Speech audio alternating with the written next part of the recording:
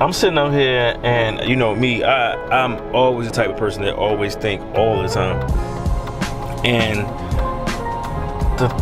the thing that I was thinking about, or what I was basically thinking about for a minute, was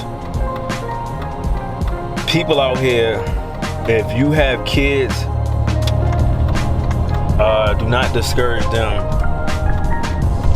to be whatever they want to be.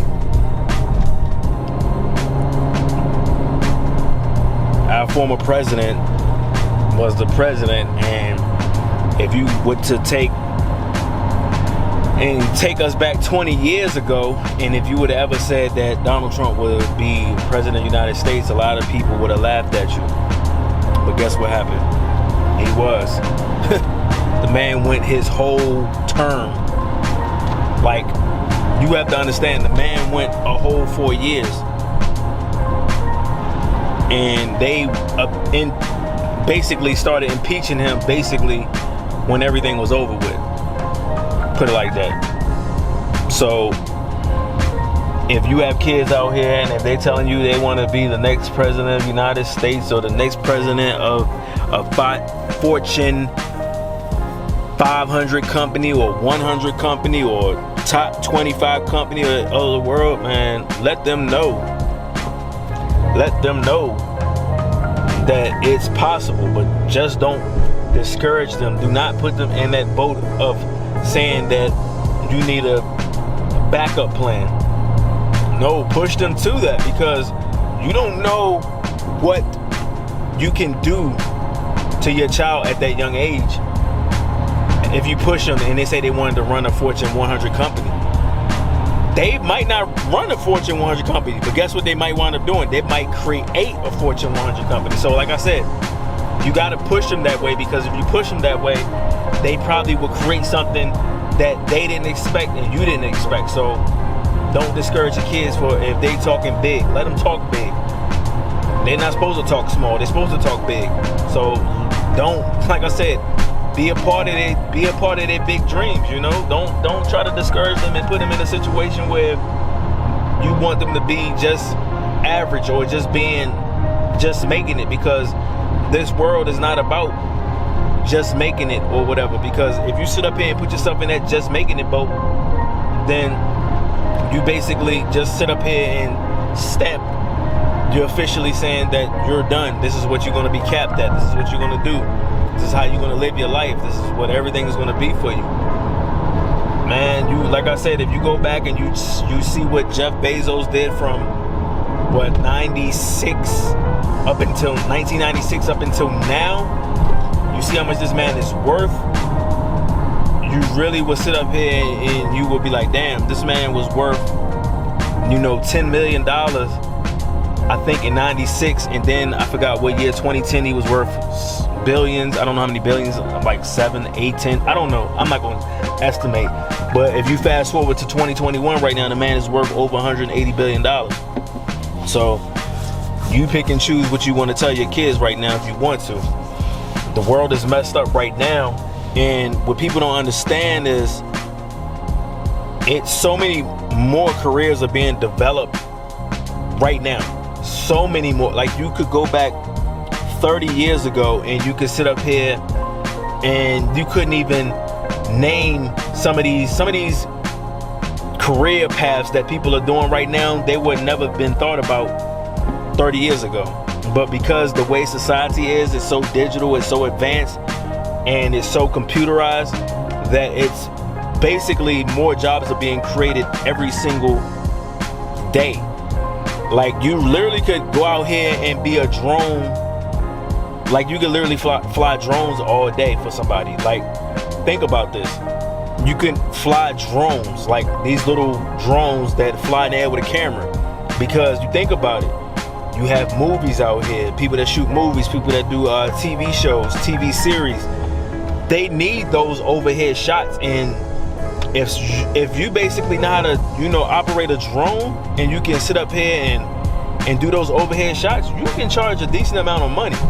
So if somebody say, hey, I'm shooting a movie and I need someone that's licensed to drive a drone, because we need multiple overhead shots, you could definitely go and make decent amount of money by just being a drone operator and just getting the shots to the people for their movie or for their series. And like I said, you can make your own wages in that situation. And being a camera person, it costs, people charge decent amount of money. Just like I know a few people that are actually videographers that actually film weddings or film whatever they need to be filmed, real estate property. They make decent amount of money just doing that. Just imagine if you're doing a real estate property and you just doing one house. You could charge a person, I don't know what they actually charge, but think about it. If you're just doing one house, let's just say, you bring your camera, you bring a drone, or you just bring a camera and you bring some lighting or whatever you need to bring. You might not need no lighting, because a lot of these houses probably have that you're probably going to do the whole real estate walkthrough in video for, probably going to have good lighting in there. But let's just say you don't need to bring any lighting, but you might need to bring a couple cameras, batteries, and maybe different lenses or whatever, filters, or I'm not gonna say filters, but lenses. And then you just take it home and you edit it down, and then you send it to the client and they use it. I don't know how much somebody would charge, but I think if you're doing something like that, and if it's a decent house, you probably could charge, I don't know, maybe $500 to $1,000, maybe, I don't know. But I know you would charge a decent amount of money to actually film a real estate property.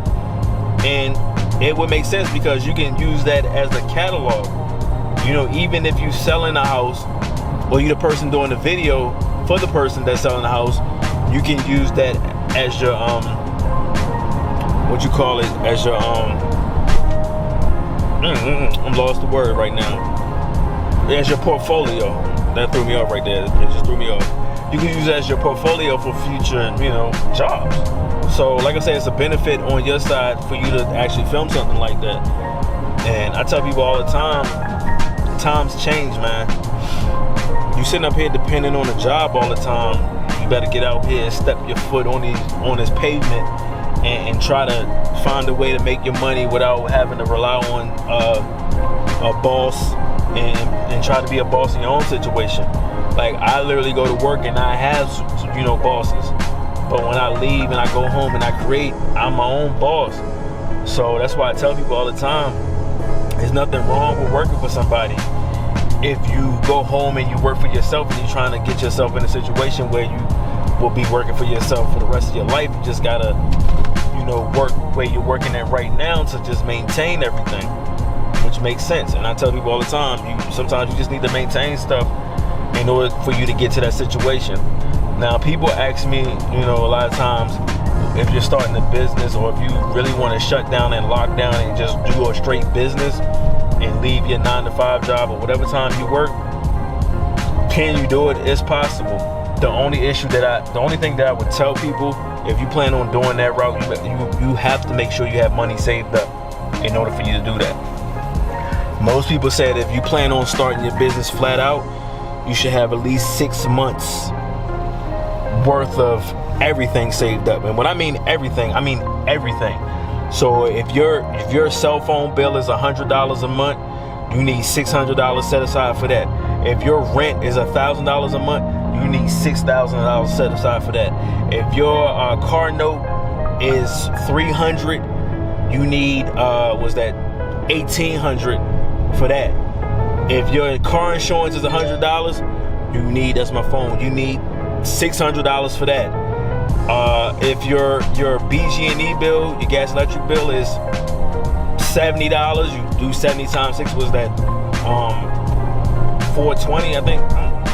I'm sitting up here adding numbers in my head as I'm driving. You need that. You just need to have everything lined up that you pay on a monthly basis for 6 months saved up in order for you to shut down and physically go into your business. Not only do you need that 6 months worth of money, you also need to make sure you have the clients and basically the customers to make sure that you shutting down to start a business, that you will have that money rolling in from them in order to actually start your business. Because you don't want to say, oh, I have 6 months saved up, and now I'm officially going to run my business.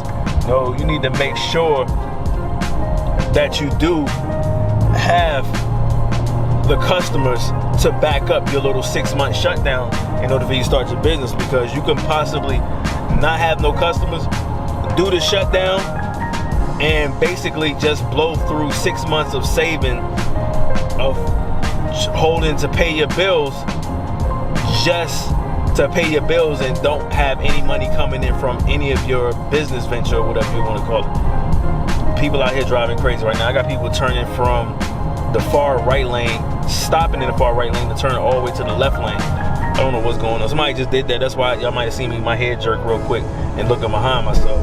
And somebody just did it again, so it's just kind of weird. But if you want to be an entrepreneur, it's not hard, man. This is not hard at all. You just got to find something and create it and stick with it and get people to support you. And some of your biggest support might not be your family. It's going to be people that you don't even know that's probably going to be your biggest support. Now, when you sit up here and say, well, my family should support me more than anything. Yeah, you would think that. A lot of people always think that family should always support you and make sure everything is straight if you're going to start a business or anything like that. I tell people all the time, man, I've sold more of my artwork, my designs to people that are not family. They're friends and strangers. You see what I'm saying? And that's not saying that, I don't push my stuff to my family and try to get them to buy stuff. It's just I know how my mind works, and if I have ideas and everything, I do have a lot of people that see it and they actually love it. Like I'm talking about, like I said, friends and just random people. Because you can have family and they can like it, but that doesn't mean they're going to directly 100% support you on a situation. Like far as like, let me buy 50 of your such and such, or let me buy 2 of them just because. But like I said, man, if y'all plan on starting a business, start a business and just get to it, because it's opportunities out here. You just need to get into them and get it done. That's all. So I'm about to shut this off. Got to go in here and get a couple boxes from the post office. I don't know why I'm still shipping through the post office, but I am. Post office been crazy as hell. Packages are not getting, like, I don't know. I don't even want to talk about it. It's just been weird. I just shipped a package out 2 days ago from UPS, and the person already received the package earlier today, and we're sitting at 5:30. I shipped it out 2 days ago, and I shipped it out late in the afternoon. It went to Alabama, everybody, I know the hurricane just went through there, and I hope, a lot of people, prayers to y'all, because, dealing with something like that, I couldn't understand how much, not say understand, I wouldn't know how to feel to be in a situation like that. So, prayers to everybody out there. But my package that I shipped out there took 2 days, and it officially went out there just like that. I shipped the package out a day or 2 before that through the post office. I know it was going through California, but it's not even showing no tracking. Like, it's still showing that I printed the label from where I live at, and it don't show, okay, it scanned here, it don't show nothing. So shout out to UPS, because y'all doing y'all thing. Peace.